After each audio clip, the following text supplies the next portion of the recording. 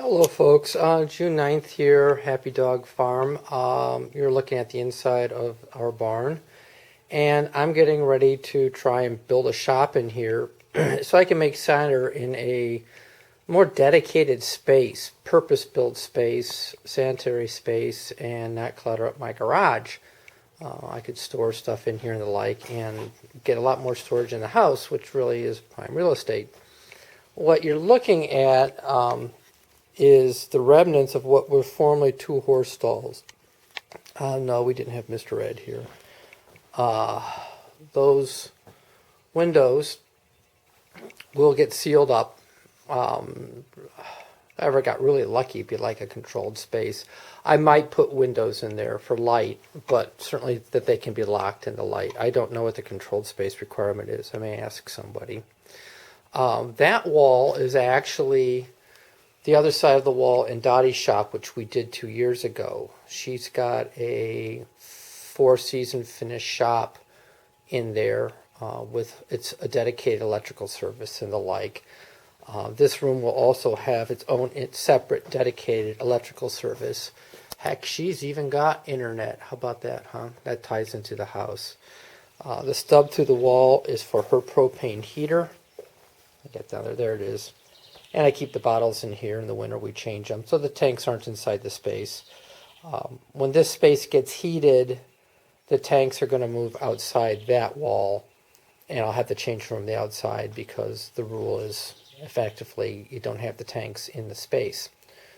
I'm digging up the floor right now. This is a mixture of clay and what do you call it? Straw.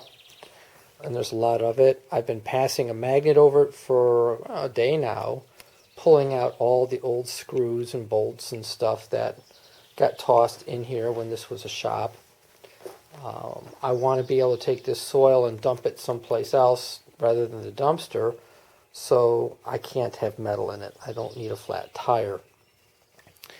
What you're looking at, there will be, I'm going to stand up here so I can talk to it a little bit better.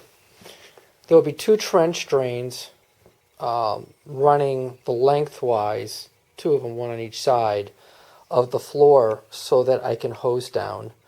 When the floor is poured, it will rise 6 inches up the sides so that when I put up dairy board, I can have a hose down environment in here. It's kind of important to me. I want to be able to just wash the floor down. I'll paint it or something to keep the cider from etching the paint job, the concrete.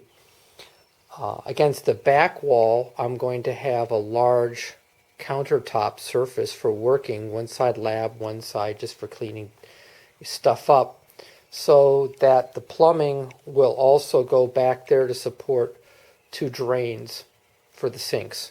This kind of makes sense, right? I'll also have stubs against that wall and against that wall.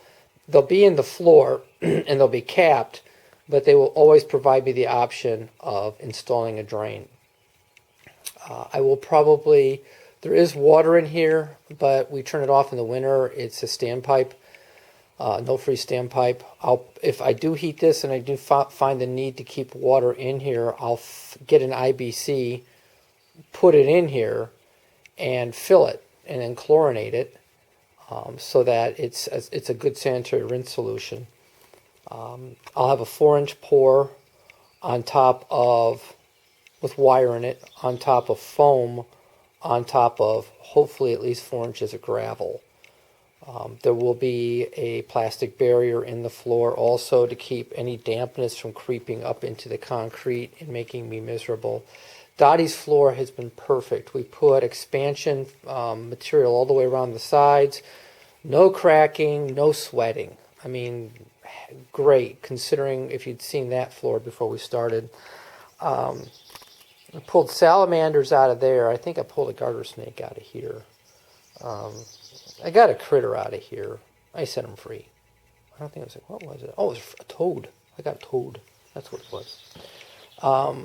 Things are going to be pretty simple around 3 of the 4 sides because the walls, the way they're put in. This side goes up against the tack room, and the way it was fastened all the way out to the edge rather than on the inside with the edge overlapping a little bit. I'm sorry.